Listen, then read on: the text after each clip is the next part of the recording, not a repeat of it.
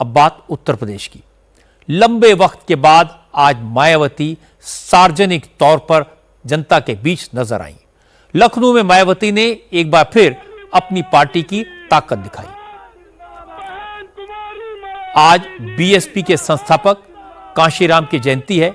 इस मौके पर मायावती ने कांशीराम पार्क में बड़ी रैली की, जिसमें लाखों कार्यकर्ता जुटे।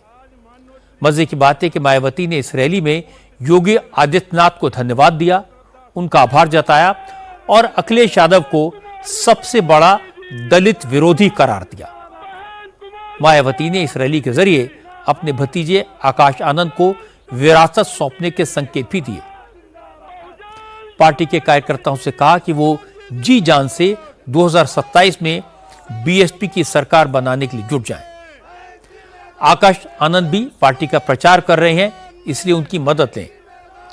इसके बाद मायावती ने अखिलेश यादव पर जोरदार हमला किया। उन्होंने कहा कि अखिलेश यादव आजकल पीडीए की खूब बात कर रहे हैं, लेकिन पीडीए का ख्याल अखिलेश यादव को तभी आता है जब वो सत्ता से बाहर होते हैं। इसलिए दलितों को समाजवादी पार्टी के झांसे में नहीं आना चाहिए। अखिलेश यादव से मैं ये पूछना चाहती हूँ, यदि मान्यवर श्री कांशीराम जी के प्रति आपका इतना ही आदर सम्मान था, तो जब यूपी में मेरी सरकार थी तो मेरी सरकार ने अलीगढ़ मंडल में कासगंज के नाम से अलग से जिला बनाया। उस जिले का नाम मान्यवर श्री कांशीराम जी नगर के नाम से रखा था। लेकिन जैसे ही समाजवादी पार्टी पावर में आई, उन्होंने नाम बदल दिया। अनेकों संस्थानों के नाम रखे, जनहित की योजनाएं शुरू की। सारी के सारी अधिकांश जो बड़ी बड़ी योजनाएं थी वो सभी के सभी इन्होंने बंद कर दी समाजवादी पार्टी की सरकार ने।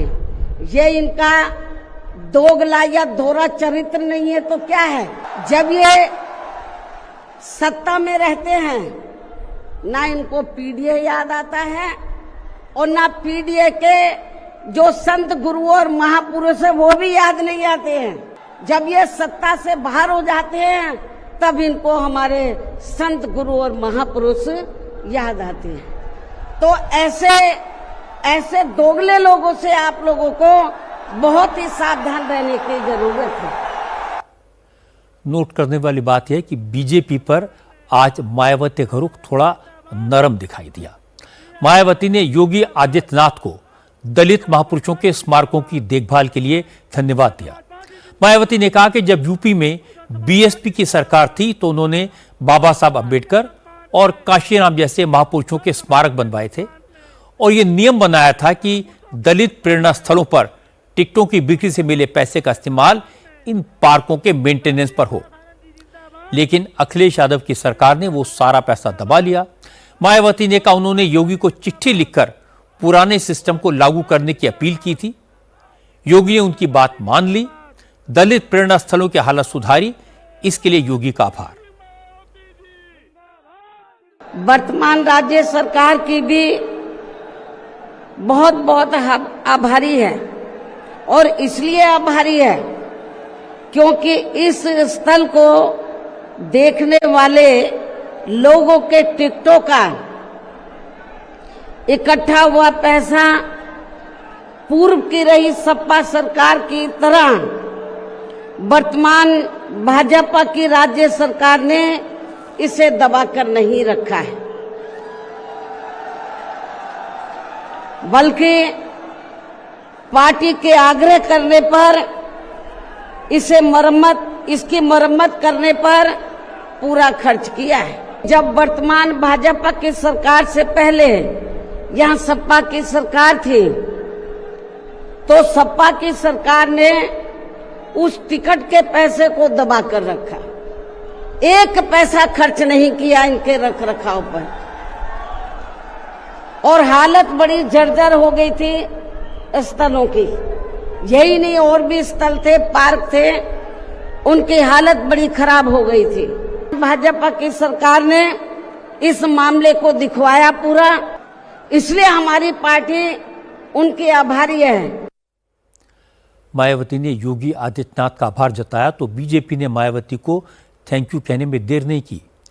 योगी सरकार के मंत्री असीम अरुण ने कहा, मायावती ने समाजवादी पार्टी के में जो कहा वो बिल्कुल सही कहा।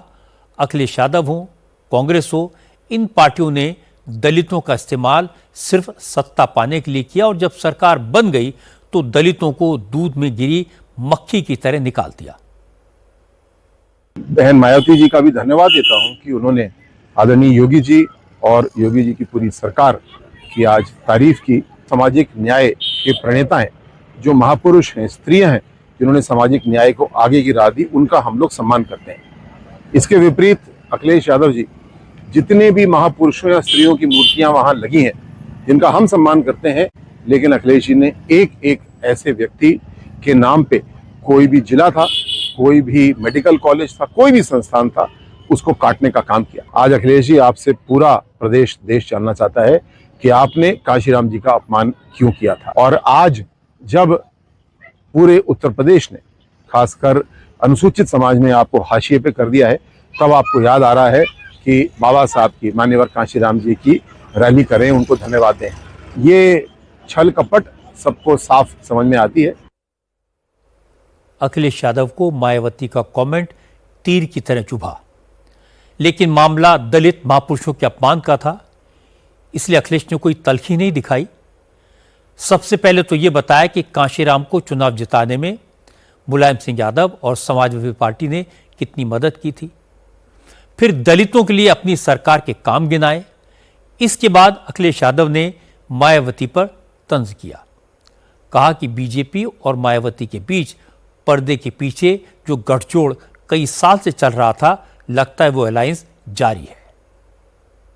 मान्यवर कांशीराम जी को इटावा से सांसद बनाने के लिए समाजवादी पार्टी, नेताजी और हम सब का, और यहाँ पर बहुत सारे साथी बैठे हैं, इनका सहयोग रहा। उनके अलावा अगर प्रतिमा किसी ने उनकी खुद की लगाई तो मैंने लगवाई। मेंटेनेंस को लेकर के, रखरखाव को लेकर के, ऑन रिकॉर्ड आप लोग चेक कर सकते हैं, ऑन रिकॉर्ड, कि समाजवादी पार्टी की सरकार में पूरा का पूरा मेंटेनेंस और रखरखाव के लिए एलडीए को निर्देश दिए गए थे। अगर भारतीय जनता पार्टी ने सही तरीके से रखरखाव किया होता तो पत्थरों का रंग काला नहीं होता। इसका मतलब यह है कि अंदरूनी सांठगांठ अभी जारी है। आज मायावती की रैली में जबरदस्त भीड़ दिखाई दी, क्योंकि मायावती का अपना सॉलिड सपोर्ट बेस है। पिछले कुछ साल से ऐसा लग रहा था कि मायावती ने अपने समर्थकों को टेकन फॉर ग्रांटेड ले लिया है। वो घर से बाहर कम निकलती थी, सिर्फ मीडिया के सामने आकर लिखे लिखाए बयान पढ़कर अपना काम चला लेती थी।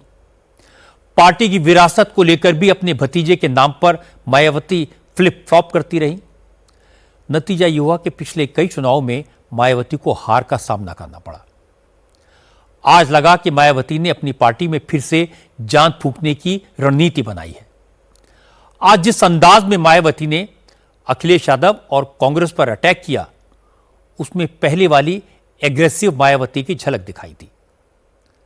आज मायावती के पास उत्तर प्रदेश में सिर्फ एक एमएलए है, पर बीएसपी का जनाधार बहुत बड़ा है, जो कांशीराम ने बड़ी मेहनत से तैयार किया था। इसीलिए उत्तर प्रदेश की राजनीति में मायावती को इग्नोर नहीं किया जा सकता।